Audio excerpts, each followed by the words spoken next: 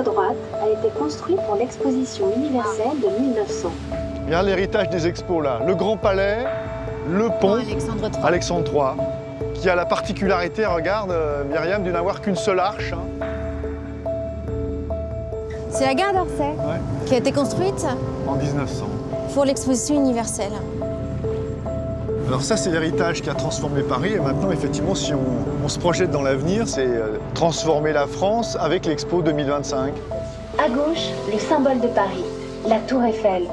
Elle a été construite pour l'exposition universelle de 1889. 2, 3.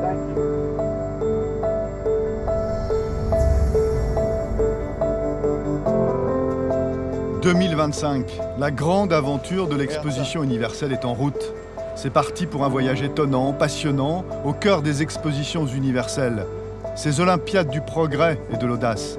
Quelles innovations ont-elles engendré? Quelles nouvelles dynamiques peuvent-elles encore apporter à l'avenir pour la France? Afin d'abord de mieux comprendre l'héritage laissé par ces grands rendez-vous, il faut remonter le temps avec un historien. Monsieur Carmona? Oui, c'est lui. Bonjour. Vous allez bien? Bonjour, très bien. Historien, et vous, comment ça va? Et pas n'importe lequel. L'un des plus grands spécialistes des expositions universelles. J'ai d'abord un amour profond pour Paris. Et Paris, c'est comme un livre vivant que nous avons sous les yeux, qui nous montre les traces, les héritages de tout ce qui s'est passé avant. Et à l'intérieur de cette histoire de Paris, oui, c'est vrai, il y a des expositions universelles.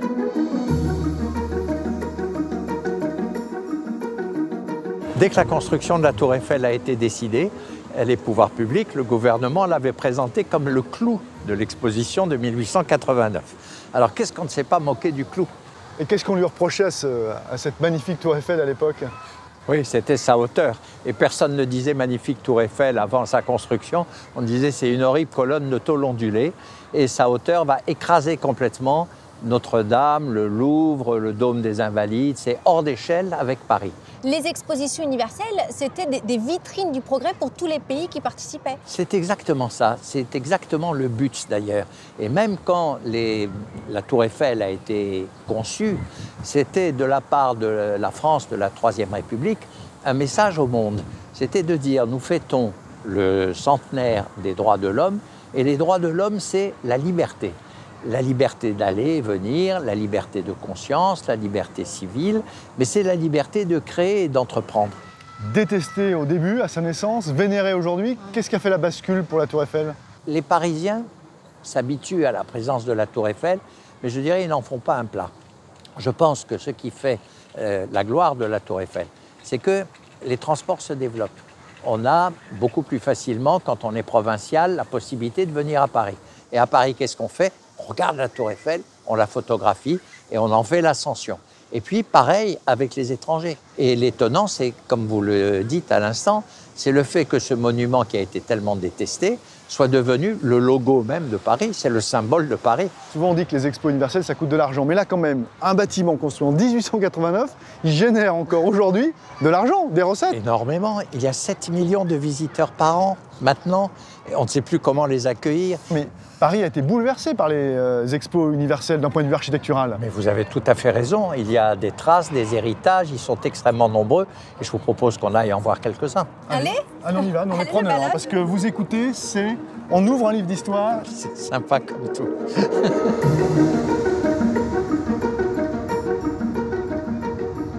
Je voudrais vous montrer cette plaque. 1897-1900, pont Alexandre III. 1897, c'est l'année de la création du pont. 1900, c'est l'année de sa mise en service. Et 1900, c'est l'année de l'exposition universelle, la grande exposition qui attire plus de 50 millions de visiteurs. Et donc, on réalise ce pont qui est par ailleurs une merveille sur le plan technique, avec une seule arche extrêmement effilée, construite en acier, à laquelle on donne le nom de Alexandre III, le tsar de toutes les Russies, le nouvel allié de la France en cette fin du 19e siècle, début du 20e siècle. 1900, l'exposition universelle, M. Carmona, bouleverse l'urbanisation de Paris. On a dit des gares, ce pont, un métro, et puis le Grand Palais aussi. C'était quand même une prouesse architecturale à l'époque. D'autant plus extraordinaire qu'il repose également très près de la Seine et que le sous-sol est instable. Il faut déployer des prodiges de technicité pour arriver à stabiliser le bâtiment, qui a eu quelques ennuis à cause de ça il y a quelques années. On a même pensé à un moment qu'on serait obligé de l'abattre. Mais non, il est vaillant, il est complètement rénové, il est absolument superbe. C'est un volume extraordinaire et qui, pendant l'exposition universelle de 1900, a joué un rôle majeur. Et il y avait surtout quelque chose qui a enchanté les Parisiens et les visiteurs étrangers de l'époque, qui était, le long de ce quai rive gauche, tout l'alignement des palais nationaux. L'avenue des Nations, on l'avait appelé. Avec l'Expo de 2025, on n'a plus de pavillons nationaux, on a d'autres valeurs, l'hospitalité, le partage, c'est autre chose? Avec l'idée de revenir à des pavillons qui sont des pavillons thématiques, des pavillons de partage, je trouve qu'on est effectivement beaucoup plus dans l'esprit qui était l'esprit universel qu'il y avait au début. Oui, la France va déposer sa candidature pour l'exposition universelle. L'exposition universelle, c'est 50 millions de visiteurs possibles. Pour le président François Hollande, c'est la candidature de la France, de toute la France. Ce projet, il est né 2 ans plus tôt avec la création d'Expo France en 2012. En mars 2015, le projet et le thème de l'exposition sont dévoilés à la presse. L'homme qui incarne et porte cette ambition de l'Expo 2025, c'est Jean-Christophe Fromentin. En pleine contemplation.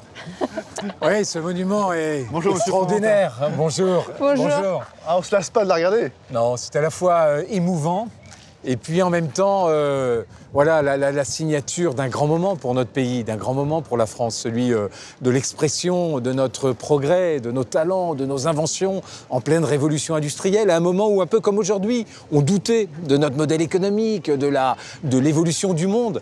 Et on a eu cette audace incroyable qui est aujourd'hui un marqueur incontournable de la prospérité et du développement de notre pays. On a longé la Seine, on a vu plein de monuments parisiens issus des expositions universelles. Est-ce qu'il y aura de nouveaux monuments 2025 ?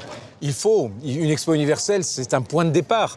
Et donc, c'est un point de départ qui doit laisser des traces architecturales, mais aussi des traces immatérielles, mais aussi des réseaux demain, mais aussi des images, mais toute une série de choses qui vont faire de cette expo de 2025 un renouveau, un reset, un nouveau point de départ pour la France et dans cette universalité que la France a su si bien incarner et qu'elle doit retrouver à sa manière, à la manière de l'innovation du XXIe siècle dans un projet comme celui-là. Monsieur Fromentin, quelle est l'ambition de votre projet pour la France? Qu'est-ce que cette expo peut apporter au pays? Vous savez, la France, elle a plusieurs grands enjeux. D'abord, il y a un enjeu de confiance. Vous voyez, la France et les Français sont en doute, sont méfiants par rapport à la mondialisation. Donc c'est un projet de réconciliation avec le monde pour justement retrouver ce dialogue, cette invitation au monde et ce dialogue avec le monde et l'ensemble de ses habitants et de ses acteurs.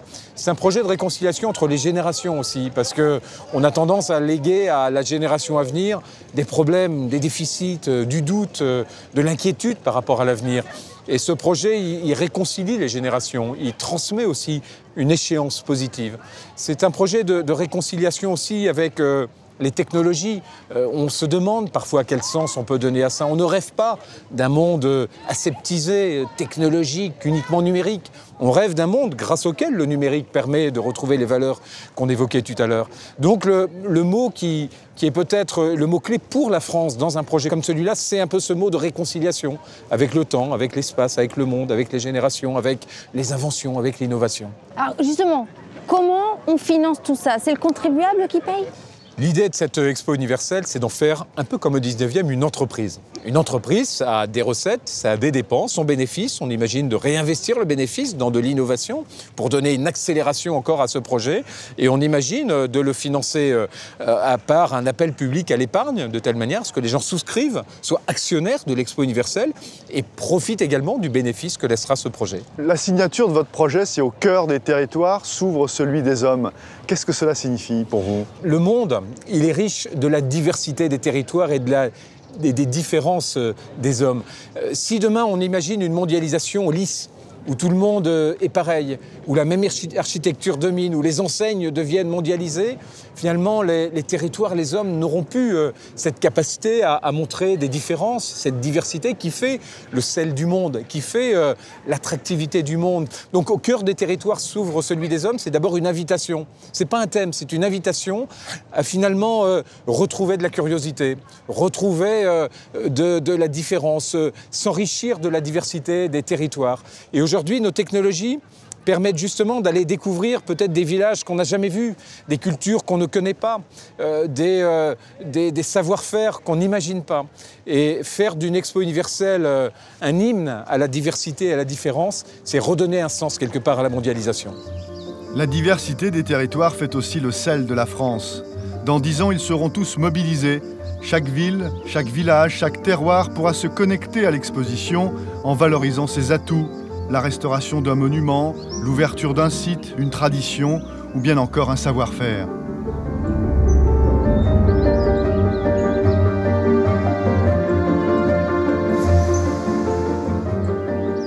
Cap sur la Drôme, au cœur de ce terroir qui a fait et continue de faire la renommée d'une dynastie de grands chefs cuisiniers, les Pic, gastronomes de père en fille, Anne-Sophie, 3 étoiles, et l'héritière d'un savoir-faire unique. Et l'exposition universelle est l'occasion de le faire découvrir au monde entier. Bonjour. Bonjour Anne-Sophie. Bonjour. Ne surtout pas vous faire rater. Hein. On vous dérange en plein travail?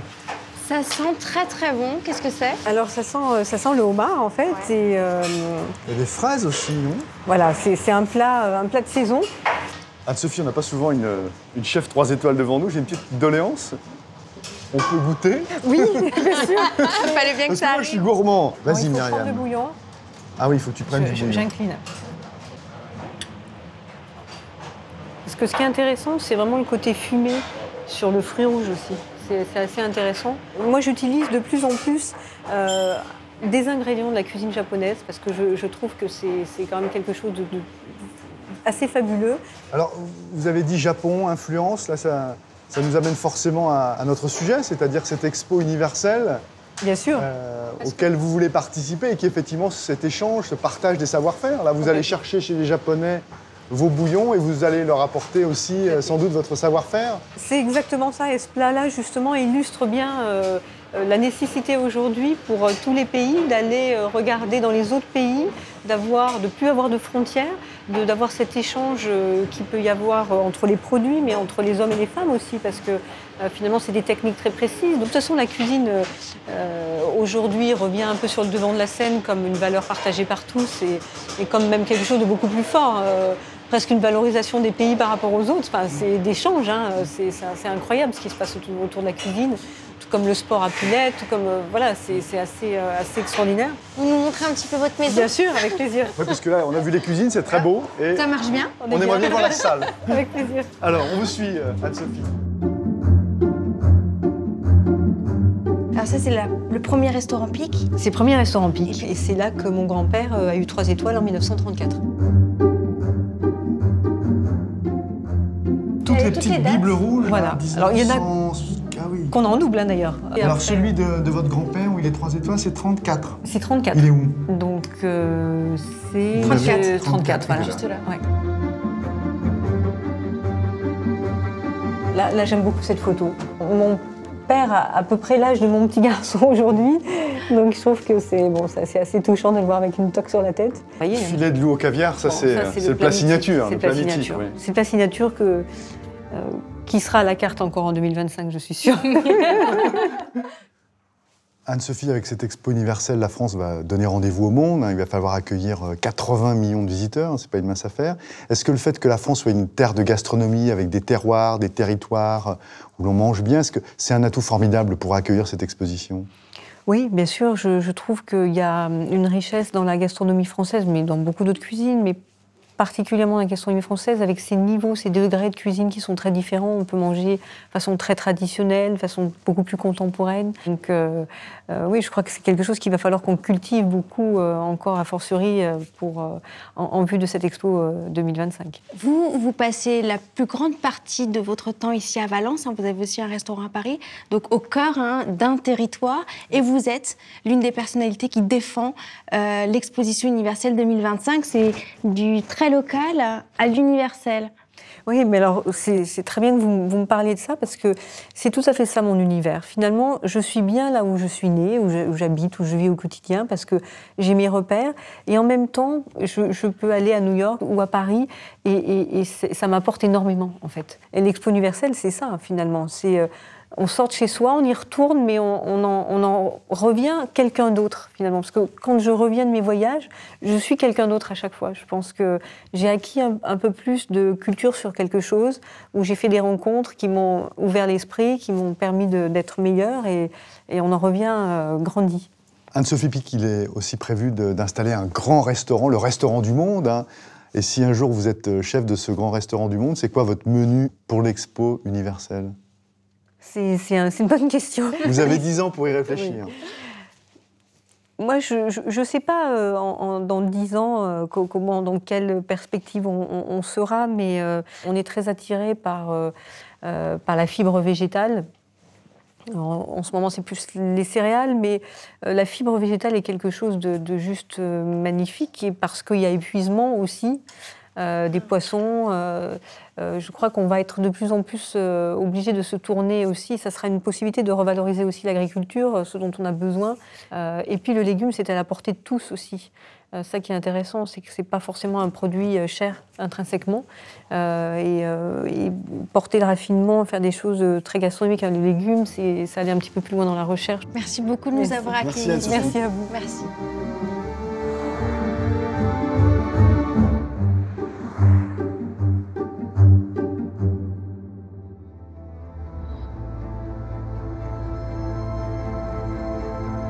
Les grandes métropoles seront aussi au cœur de l'exposition universelle en accueillant les pavillons thématiques. Fini l'époque des pavillons nationaux, l'Expo 2025 signe le retour des pavillons à thème. 12 pavillons consacrés aux grands défis de la planète. 12 défis, climatiques, démographiques ou technologiques. À l'intérieur de chacun, tous les pays seront invités à présenter des innovations, des idées ou encore des solutions pour protéger la planète.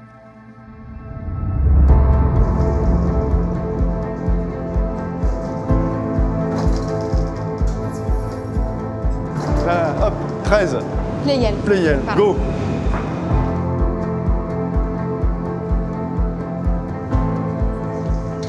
Alors là, on a rendez-vous avec Frédéric Gilly, l'urbaniste. Qui s'occupe du Grand Paris. Voilà, il connaît très bien le projet, donc il pourra un peu nous raconter comment ce Grand Paris va finalement accélérer avec l'Expo et comment l'Expo va profiter aussi du Grand Paris.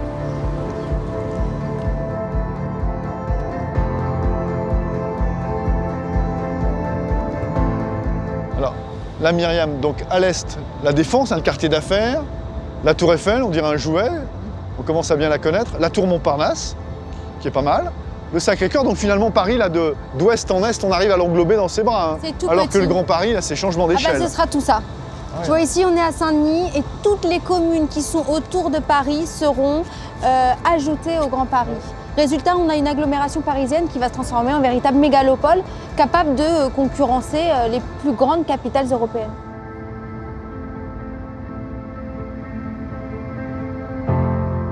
Frédéric Gilly. Myriam. C'est moi. Jean-Pierre Montanet, bonjour, vous allez bien? Merci, parce que je pensais qu'ici, dans ce carrefour Pleyel, on n'a jamais se retrouver, bien non. Ouais. C'est un haut lieu du Grand Paris. Ce qui va complètement chambouler ce quartier aussi, dans le Grand Paris, c'est cette immense gare. Moi, j'ai vu des maquettes, on dirait un vaisseau du 3e millénaire. Et alors, elle va être où, cette gare-là? On peut imaginer qu'elle va être ici, là, où on est? La gare projetée par la Société du Grand Paris, elle est juste là-bas au bout, là. Ici, si on revient dans 10 ans, ça ne ressemblera plus à ça. Ce sera totalement transformé. Alors, ce sera transformé. Après, l'enjeu, c'est d'arriver à intégrer tout ce quartier dans le Grand Paris sans perdre ce qui fait sa particularité, son charme. En fait, les transformations dont on parle, quand on parle du Grand Paris, c'est les transformations qui commencent. Et dans les villes, les grosses transformations, ça prend toujours une dizaine d'années, voire plus. Donc tout ce dont on parle, le Grand Paris, les gares, les transformations des quartiers, ça sortira de terre véritablement au début des années 2020. Et en 2025, on commencera à voir sortir tout ça. Et c'est le début d'un nouveau siècle. Ce qui est formidable dans l'histoire, c'est la concordance des calendriers. C'est que finalement, le Grand Paris va servir l'Expo 2025 et l'Expo 2025 va aussi promouvoir ce Grand Paris. Oui, c'est presque la cerise sur le gâteau. C'est-à-dire qu'on aura amorcé une transformation et il restera à la magnifier. C'est-à-dire à donner à voir tout le potentiel qu'elle peut déployer. Et c'est souvent ça le rôle des expositions universelles dans l'histoire des villes. C'est pas le début d'une histoire de transformation.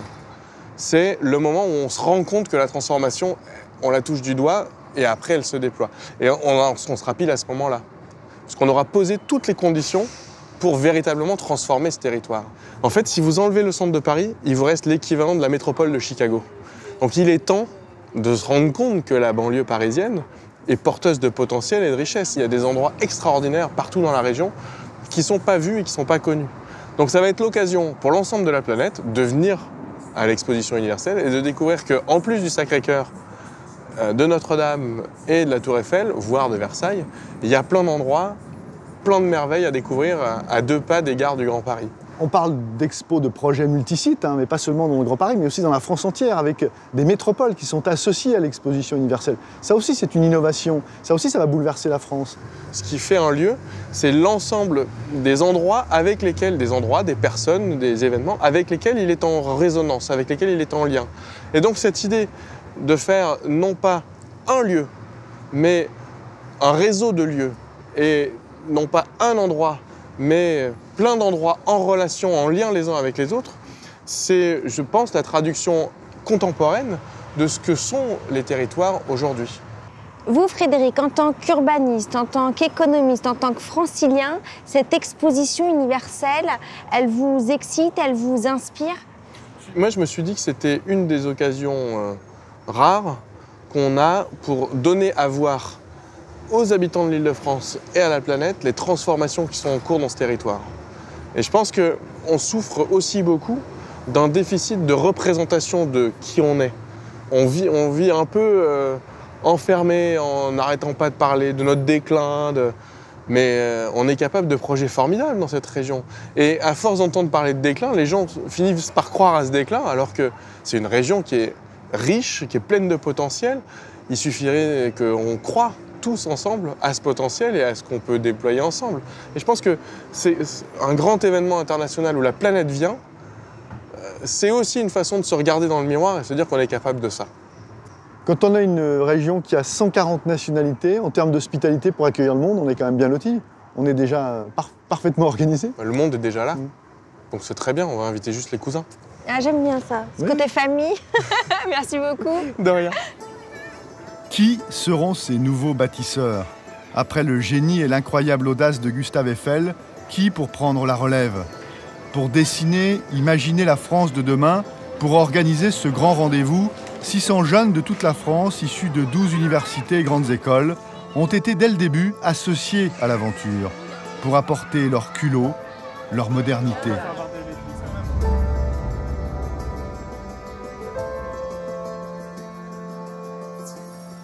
Je trouve que c'est une super bonne idée de faire participer des jeunes au projet 2025. Ouais. Ça participe de leur idée de partager les compétences, partage des générations. Moi, je trouve c'est. Ouais, et puis ils ont des choses à dire.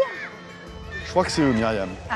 Les jeunes de l'expo, les étudiants de l'expo 2025. Oui, bonjour. Bonjour à vous. Alors, pourquoi nous avoir donné rendez-vous ici, en Île-de-France, à Courbevoie? Au parc de Bécon. Hein. Ouais, c'est ça, parc de Bécon. Bah, aussi extraordinaire que ça puisse paraître, en fait, on a dans ce parc 2 vestiges de l'exposition universelle organisée en France en 1878. Donc le pavillon des Indes, c'est la vitrine donc de l'art indien proposée dans les sections d'Angleterre. Et alors, vous êtes la guide, vous organisez des flâneries pour raconter aux touristes? Exactement, bah là vous nous prenez en plein repérage, en plein travail pour débusquer justement ces vestiges d'exposition universelle. C'est ce qu'on organise au sein du Labo 2025. C'est une association qui réunit des étudiants et des jeunes qui s'intéressent, qui ont participé au projet de candidature de la France et qui veulent continuer à mettre en valeur ce patrimoine. Et donc on organise des flâneries urbaines. Alors on a vu ces dômes dorés, c'est l'Inde. Il y en a un autre bâtiment, c'est la Suède, c'est ça? Exactement, la Suède et la Norvège, de l'autre côté du parc. Et on y va. On y va? Allons-y. Allez, le guide, c'est Aurore. Aurore, là, c'est à Courbevoie, c'est la forêt primaire. Là. Tu nous as emmenés dans un drôle de truc. Oui, bah, notre flânerie urbaine nous emmène ici face au pavillon de la Suède et de la Norvège de l'exposition universelle de 1878 dans la rue des Nations, en fait. Donc, bien écouter. Mais j'écoute. Voilà. Une allée de l'exposition très importante où il y avait donc des pavillons de tous les pays qui participaient.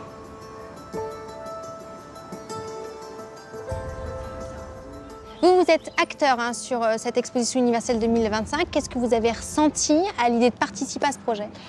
Beaucoup de bonheur de pouvoir s'exprimer, proposer une vision d'avenir pour la France, pour 2025, et d'injecter dans ce projet les valeurs qui sont les nôtres, donc celles des jeunes d'aujourd'hui, mais qui seront en fait les adultes de 2025.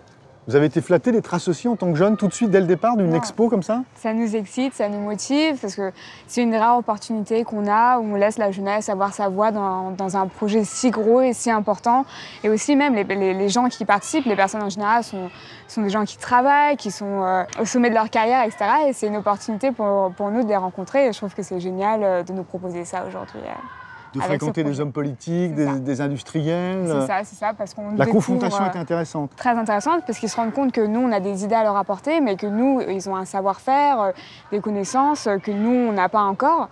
Et du coup, je pense que c'est le meilleur moyen pour nous de présenter un beau projet et de le réussir au mieux, quoi. Et c'est vrai que moi, dès que j'ai entendu parler de ce projet, j'ai tout de suite été emballé parce que je me suis dit que c'était une occasion assez exceptionnelle de pouvoir travailler sur un projet finalement concret, de pouvoir réfléchir sur ce que sera la France dans 10 ans, sur ce que sera le monde dans 10 ans, de pouvoir aussi confronter justement cette vision aux visions des autres écoles qui ont participé au projet, mais aussi des personnes qui sont investies, que ce soit des politiques ou des entreprises. Vous avez eu le sentiment que vous étiez une génération qui pouvait proposer quelque chose qui n'existait pas encore dans la tête de ceux qui sont capables de créer aujourd'hui.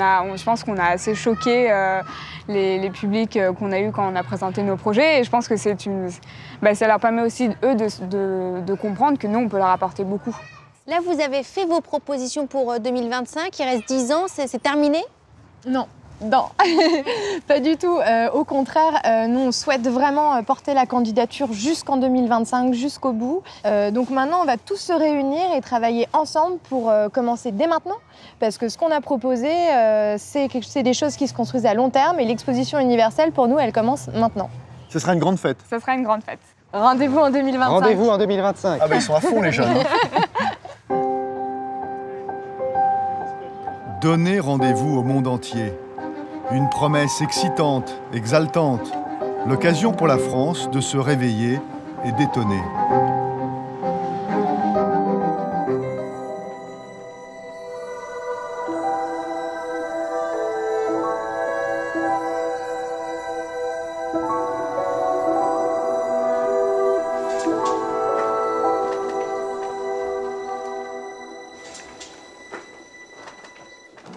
Vous nous avez entendu. Bonjour, bien sûr j'ai entendu, bonjour.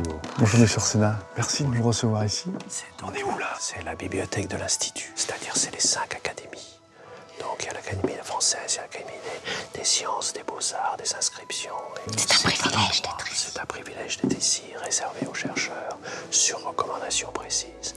Et puisqu'on va parler d'exposition universelle, ici c'est le voyage universel. Voyage universel dans le temps et dans les savoirs.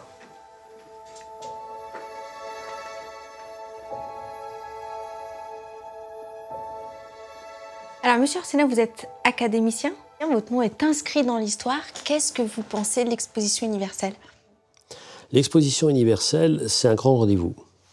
Un grand rendez-vous de la planète, un rendez-vous dans l'espace, puisque, au fond, c'est l'invitation à tous les peuples du monde de venir. Et c'est un rendez-vous dans le temps, puisque c'est le rendez-vous avec le futur. Donc, le rendez-vous, c'est le rendez-vous du possible. Au lieu d'être terrorisé par l'autre, au lieu de terroriser par le futur, on dit « et si on le bâtissait ensemble ?» C'est ça la confiance. Confiance, c'est bâtir ensemble. Vous savez, dans ce beau mot de République, il y a « res publica », c'est l'affaire commune. La démocratie, c'est un moyen d'élire ceux qui ont le pouvoir, mais c'est rien si on n'a pas un projet commun. Donc ce qui m'émeut beaucoup dans ce grand rendez-vous des expositions universelles, c'est dire « et si on bâtissait une planète en commun ?» avec ce qu'on a tous, différents. Si on mettait tout ensemble. Si vous voulez, c'est l'arche de Noé des inventions.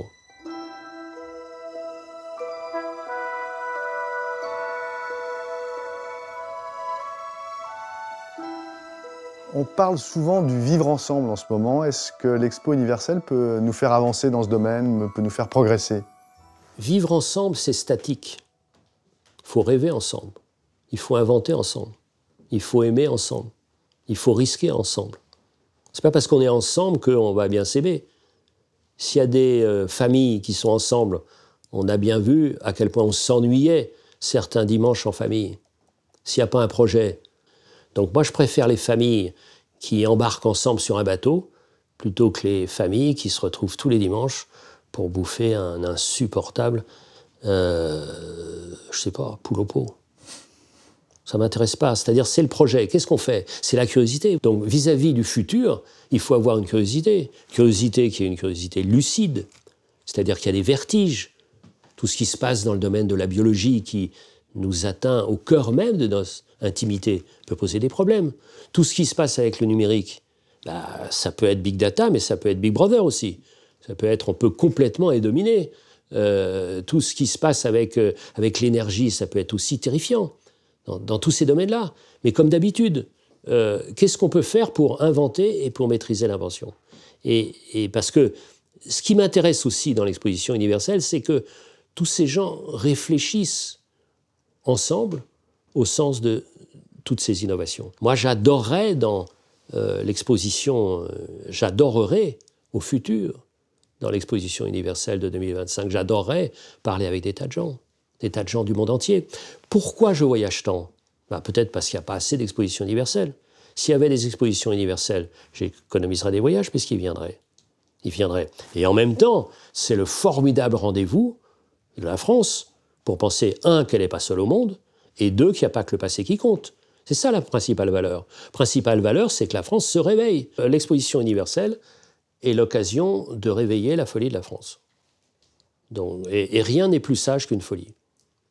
Le pire, c'est un pays sans folie. En 2025, 80 millions de visiteurs sont attendus en France. Mais il y aura aussi un village numérique où on pourra s'immerger dans n'importe quel point du globe et inversement, de n'importe quel point du globe, on pourra virtuellement assister à cette expo. Où aimeriez-vous aller, vous? Partout. Partout, par définition, puisque j'y vais en réel. Partout. Donc c'est vrai que ça sera amusant, cette sorte de vertige d'être à Paris et de se retrouver à Luang Prabang, au Laos. Ça sera fascinant de se retrouver dans le massif de l'Aïr. D'ailleurs, ça permettra d'aller en numérique dans des endroits où on ne peut plus aller réellement, parce qu'ils sont trop dangereux. Le tiers de l'Afrique, je ne peux plus y aller parce que je serais pris en otage. Donc ça sera une sorte de rappel à la planète qu'elle est plus grande qu'elle ne l'est en ce moment. Ça permettra aussi de voir les menaces. Je suis très préoccupé par les questions climatiques.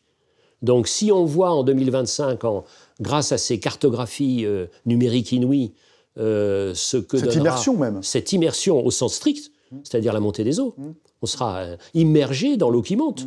Juste une dernière, très vite, 2 mots, rêvons un peu. Vous êtes consulté par les organisateurs. Quel porte-drapeau, quelle figure française voyez-vous pour incarner cette expo en 2025? Je ne sais pas si je prendrai une personne. Parce qu'une personne est exclusive de toutes les autres. Et personne résume personne. J'avais fait un film sur la France. Qu'est-ce que la France aujourd'hui? Et j'avais posé la question, la dernière fois où vous êtes senti français, à part la finale de la Coupe du Monde de foot, en 98, c'était quand? Et à 90%, tous les gens questionnés par moi ont répondu au moment de l'éclipse. Ah bon? Au moment de l'éclipse? Oui. Parce qu'on était dehors, ensemble, et on regardait dans la même direction. Qu'est-ce que c'est qu'une exposition universelle? C'est être dehors, ensemble, et regarder dans toutes sortes de directions en même temps. Partager les émotions, partager les savoir-faire, partager les innovations, c'est l'une des principales ambitions de cette Expo 2025.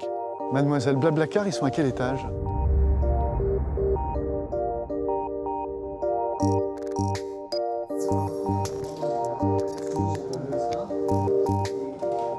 Aujourd'hui, Blablacar, c'est donc le service de covoiturage longue distance. On est dans 19 pays avec une communauté de 20 millions de membres.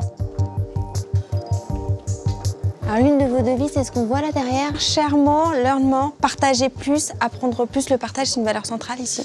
Oui, le partage, c'est ce qui permet d'apprendre, c'est ce qui permet de grandir, d'innover tous ensemble. C'est aussi une valeur qui permet de s'assurer d'une certaine qualité, puisque justement, plus on partage, eh bien, plus on va avoir tendance à vouloir faire le meilleur. Frédéric Mazella, aujourd'hui, le covoiturage, ça paraît naturel, mais pourtant, il a fallu l'inventer, et vous êtes l'un de ses inventeurs. Ça vous est venu comment, l'idée de partager une voiture? C'était à Noël, je devais rentrer en Vendée depuis Paris, et je me suis pris très tard, donc il n'y avait plus du tout de billets de train. Et au final, c'est ma petite sœur qui habitait à Armand qui est passée me chercher à Paris. Et sur la route, je me suis rendu compte que quasiment toutes les voitures étaient vides. Donc je me suis dit, des places libres pour aller en Vendée, il y en avait plein, mais elles n'étaient pas dans les trains, elles étaient dans les voitures.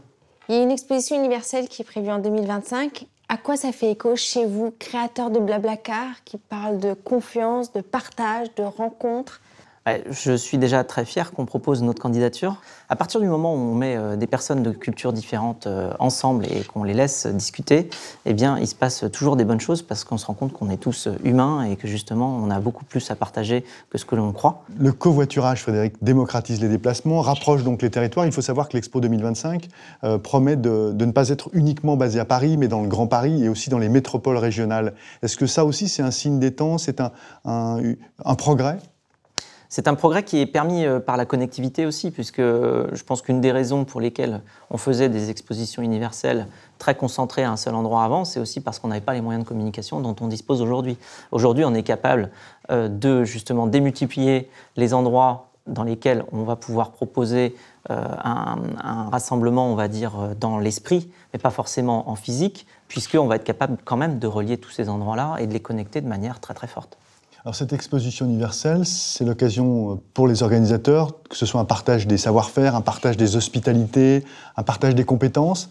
Ça vous paraît être en phase avec ce monde qui est en train de bouger, de muter ?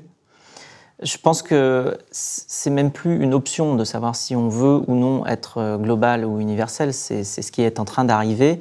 Et justement, tout ce qu'on pourra faire pour accompagner à la fois la communication entre des cultures différentes et le sentiment d'appartenance de chacun à une société qui est plus large et qui devient très internationale, eh bien ce sentiment-là va se développer et il faut l'encourager. Donc c'est aussi une manière de faire en sorte de construire tous ensemble un avenir meilleur pour chacun d'entre nous et pour tous.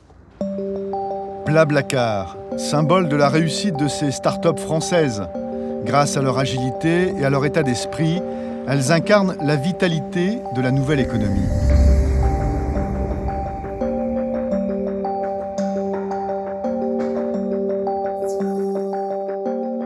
Comment ça marche là? Vous pouvez nous ouvrir? Bonjour. Merci monsieur. Bonjour. Bonjour. Bonjour Frédéric Potter. Vous allez bien? Très bien, merci. Bon. Alors on est ici à l'école 42, on s'est donné rendez-vous dans ce temple du numérique. Qu'est-ce que ça vous inspire comme endroit? Ici, c'est l'un des endroits à Paris où on forme les ingénieurs qui mettent au point les techniques en informatique qui vont nous permettre de changer la vie de nos concitoyens avec des innovations dans les années qui viennent.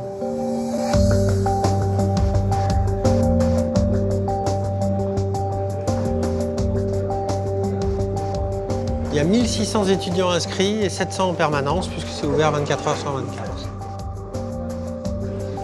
Qu'est-ce que ça vous inspire de voir l'Expo universelle revenir peut-être en France en 2025? Alors moi, c'est une cause que je trouve géniale et c'est pour ça que je la soutiens parce que l'exposition universelle, c'est présenter au public les dernières innovations de la technologie et des sciences et de montrer à quel point elles améliorent la vie des gens. Et ça me ferait plaisir de revenir à cette époque dans laquelle le grand public croyait dans le progrès et visitait les pavillons de l'Expo universelle de 1900 en voyant la perspective d'un monde meilleur, demain, dans lequel la force physique serait remplacée par les machines, dans lequel le chauffage ou l'éclairage ne seraient pas dangereux, voilà, qui sont aujourd'hui pour nous des acquis. Ce qu'il faut comprendre, c'est ce qui fait la croissance à long terme d'un pays, c'est sa capacité à innover, c'est sa capacité à inventer. Il n'y a pas d'autre solution pour les pays comme le nôtre, dont les coûts de main-d'œuvre sont élevés, que l'excellence technologique, scientifique, culturelle. La seule issue, c'est la technologie, et c'est pour ça qu'on est dans une école d'ingénieurs. L'exposition universelle pour 2025 veut fonctionner comme une start-up en termes de financement, en termes de fonctionnement. Vous, c'est votre domaine. Qu'est-ce que ça veut dire? Quelle valeur ça apporte et quel dynamisme ça a? Je pense qu'aujourd'hui, se mettre à l'abri de la commande publique, c'est quand même une excellente chose, puisque voilà, on ne sait pas de quoi les budgets de l'État ou des collectivités locales seront faits demain. Et donc, organiser un projet comme ça sans faire appel aux contribuables, ou en faisant appel aux contribuables de la manière la plus modeste possible, c'est à la fois un gage de pérennité et de succès, parce que ça veut dire que ça sera plus robuste aux chocs à venir. Et puis, c'est aussi une question d'hygiène. L'impôt n'est pas là pour financer ce genre de choses, à mon sens. Est-ce que la France peut encore étonner le monde aujourd'hui en termes de progrès, d'innovation, de technologie? Bien sûr, la France est un super terreau pour créer des entreprises de high-tech, pour surprendre le monde. Grâce à des initiatives comme 42 et puis toutes sortes d'initiatives. On a des gens créatifs, on a des designers de qualité, on a des graphistes, on a un monde de la culture qui est développé. Et puis on a des super ingénieurs, des super informaticiens avec voilà, un système éducatif d'élite de qualité. Et donc on peut encore étonner le monde, bien sûr.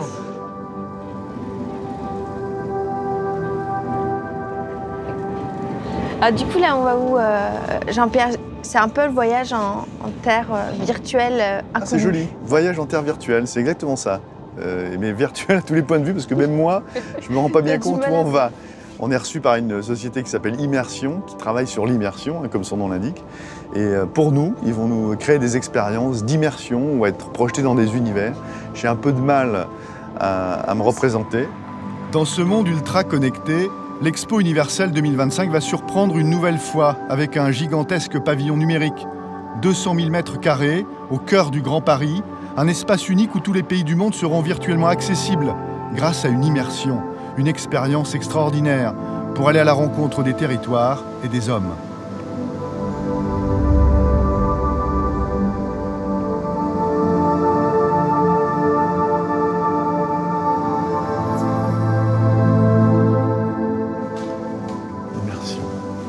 Bonjour mademoiselle. Bonjour. Ah, le patron il est là. Bonjour. Bonjour Christophe, c'est ça? Bonjour. Ça. Alors bonjour. On est tout excité, hein. On veut être en immersion tout de suite. On est à fond. Tout de suite? C'est votre cœur de métier. Qu'est-ce que ça veut dire être en immersion dans le numérique? En immersion, ça veut dire de pouvoir vivre des expériences inspirantes, immersives, collaboratives. C'est ce que nous délivrons depuis une vingtaine d'années. Et vous pouvez m'en donner un avant-goût? Par ici, par exemple. L'enjeu, c'est que tous puissent partager du numérique d'une façon intuitive, naturelle, facile. Et de pouvoir collaborer ensemble. Et j'imagine, Christophe, que cet écran, c'est qu'un aperçu de votre savoir-faire. Exactement, c'est la porte sur tout ce que vous allez pouvoir découvrir avec Jean-Baptiste, le responsable de l'innovation, qui se trouve dans un site à côté. À côté dans votre société. société. Je vous propose de l'appeler et puis qu'il nous rejoigne. C'est lui qui va nous rejoindre. Coucou.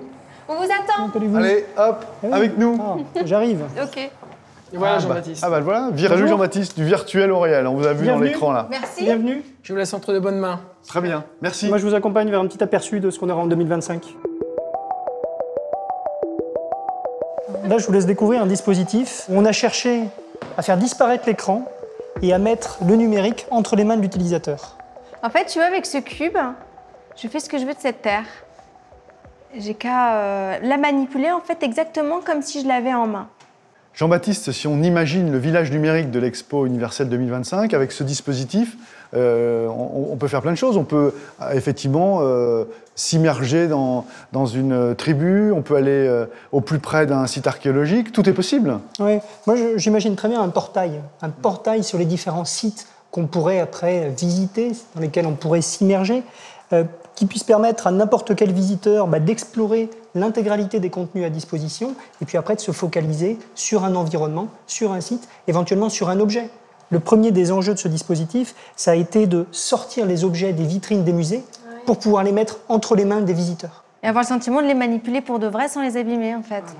Ça, c'est un laboratoire, c'est un prototype. Tous les jours, vous avez des ingénieurs, des informaticiens qui travaillent pour améliorer encore la perception, l'immersion. Complètement, le naturel, l'intuitivité de l'interface, pour vraiment poursuivre cet enjeu d'avoir l'information numérique qui puisse être au milieu de nous, qui peut nous permettre de discuter, d'échanger, de mieux se comprendre les uns les autres. Et ça passe par une visualisation de plus en plus immersive, par une interaction de plus en plus naturelle et une collaboration qui ne soit pas uniquement entre nous, les uns à côté des autres, mais aussi qui prenne en compte toutes les personnes dans des environnements distants, dans d'autres bureaux, dans d'autres maisons.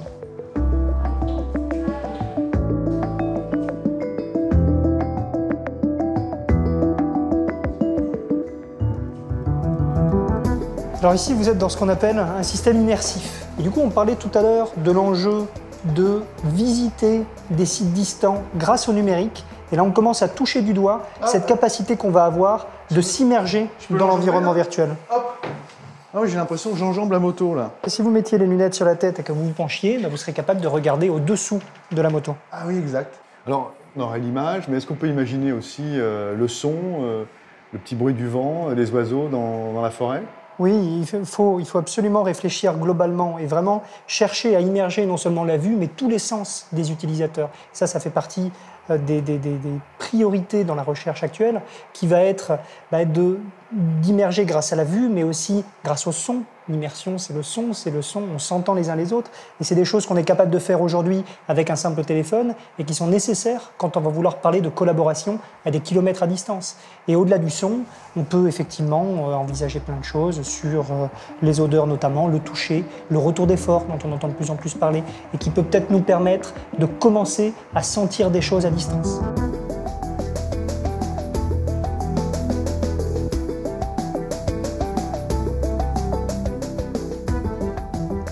Quelle application avec cette table numérique là, et cet écran magnifique pour notre village numérique? Pour moi, ce qu'il faut imaginer, c'est que ce qu'on a ici, à l'échelle de quelques mètres sur un simple mur, on peut l'imaginer sur un mur beaucoup plus grand. Encore plus grand que celui-ci. Encore plus grand, qui va permettre d'accueillir plein de visiteurs et qui va ici afficher une quantité d'informations importantes, qui va permettre aux gens d'avoir peut-être une vue globale de tous les sites qui sont visités, de où sont les personnes, quelles informations elles accèdent, mais aussi éventuellement de se concentrer sur une de ces informations pour pouvoir apprendre plus de choses, voire rentrer en communication avec les personnes qui sont sur d'autres sites. Jean-Baptiste, j'ai une crainte. Est-ce qu'à l'horizon 2025, un certain nombre de Français ne seront pas largués face au numérique et ne pourront pas pleinement profiter de l'exposition universelle ? Moi, je pense que la question est légitime parce qu'il y a certaines personnes qui pourraient se dire aujourd'hui que déjà les technologies vont trop loin par rapport à leurs capacités. Mais je pense que la meilleure démonstration de cet effort, c'est toutes les tests, toutes les manipulations que vous avez faites en arrivant jusqu'ici. Vous ne vous êtes pas entraîné avant et pourtant les interfaces vous paraissent suffisamment naturelles, qu'on parle de 2D, de 3D, pour que vous puissiez les manipuler. Et je pense que c'est un enjeu fort que nous, Immersion, avons, qu'on est très certainement beaucoup à avoir, de s'assurer qu'en gagnant des capacités, des fonctionnalités, les interfaces deviennent en même temps plus simples. Ce qui est un vrai challenge en soi, parce que ça devient de plus en plus riche, mais qui est un enjeu fort pour s'assurer justement que les personnes ne soient pas larguées devant ces nouvelles capacités. Merci Jean-Baptiste. Merci. Avec grand plaisir. Avec ces nouvelles technologies, la France veut donc donner rendez-vous à la planète en 2025. Avant cela, sa candidature sera officiellement déposée en 2016. En 2018, le verdict, c'est le vote pour désigner le pays hôte de l'exposition. Alors d'ici là, soyons tous mobilisés pour que la France gagne dans 10 ans.